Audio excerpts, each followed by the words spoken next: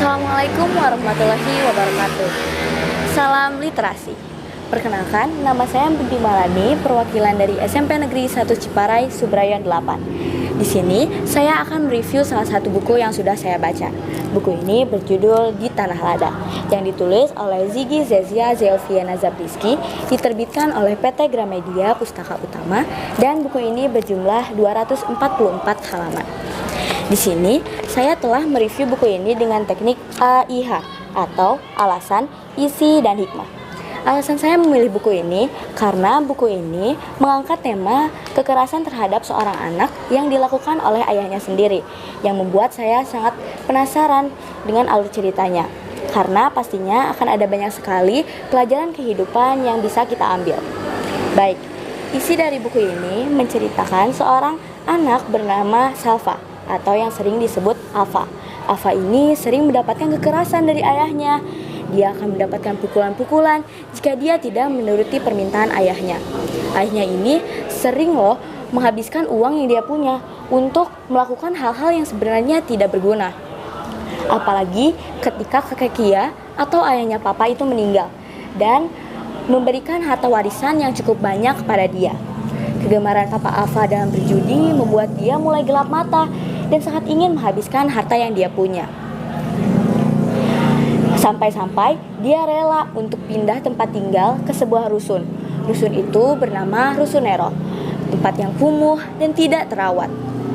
Dia memilih tempat itu karena tempat itu letaknya tidak terlalu jauh dengan tempat perjudian. Istrinya yang tahu langsung marah besar dan akhirnya mereka pun bertengkar. Alfa yang melihat itu langsung disuruh keluar oleh ayahnya dan disuruh untuk membeli makanan. Sesampainya di tempat makan, Alfa bertemu dengan seorang anak laki-laki bernama P. Ternyata P ini sama dengan dia. P ini sering mendapatkan kekerasan dari ayahnya, bahkan lebih parah daripada Alfa. Singkatnya, mereka mulai berteman dekat. Hingga akhirnya P mengenalkan Alfa kepada Kasuri dan Mas Ari. Kasuri dan Mas Ari ini adalah orang-orang yang sering merawat P ketika P mendapatkan kekerasan dari ayahnya. Hingga suatu waktu, Papa Alfa melakukan kesalahan yang sangat fatal yang membuat Mama Alfa kecewa. Kemudian memutuskan untuk pergi meninggalkan suaminya dan membawa Alfa pergi bersamanya. Namun tanpa diduga, Alfa yang sudah berteman dekat dengan P rela untuk tidak mengikuti ajakan dari ibunya dan memilih untuk bersama P di Rusun Nero. Karena pastinya P akan sendirian dan kesepian di Rusun Nero. Konflik terus berlanjut hingga semakin mendalam ketika P mengajak Alfa masuk ke dalam rumahnya. Sesampainya di rumah P, Alfa sangat terkejut. Ternyata kehidupan P lebih parah daripada Alfa.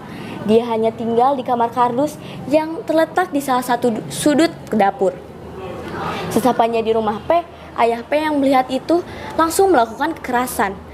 Dia dilempari oleh setrika yang masih panas. Tidak habis pikir, hingga akhirnya P dibantu oleh Kasuri untuk diantar ke rumah sakit. Sesampainya di rumah sakit, Mas Ari pun datang dan Mas Ari dan Kasuri pun berencana untuk membawa P untuk tinggal di salah satu dari mereka. Tetapi P tidak mau dan dia memilih untuk kabur bersama Alfa ke rumah Nenek Isma di sebuah desa yang sering dijuluki Tanah Lada. Konon katanya Nenek Isma adalah nenek P dari ibunya. Dari sinilah perjalanan panjang P dan Alfa dimulai. Mereka yang hanya bermodalkan keberanian dan nekat saja untuk melakukan petualangannya tersebut. Hikmah yang bisa kita ambil dari buku ini, kita akan sadar bahwa dalam memahami dunia anak-anak tidaklah mudah. Karena sudut pandang dan pola berpikir anak-anak dengan orang-orang dewasa itu tidak sama. Selain itu, kita akan sadar bahwa kasih sayang terhadap anak itu sangat penting untuk diberikan.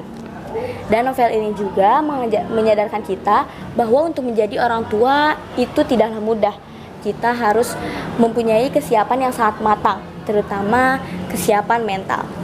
Novel yang ditulis oleh Ziggy Z ini memiliki kelebihan yang terletak pada pesan moral yang ada di dalam cerita ini.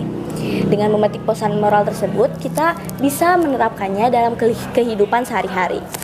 Sekian dari saya, mohon maaf bila ada kesalahan pengucapan kata. Terima kasih. Wassalamualaikum warahmatullahi wabarakatuh. Salam literasi.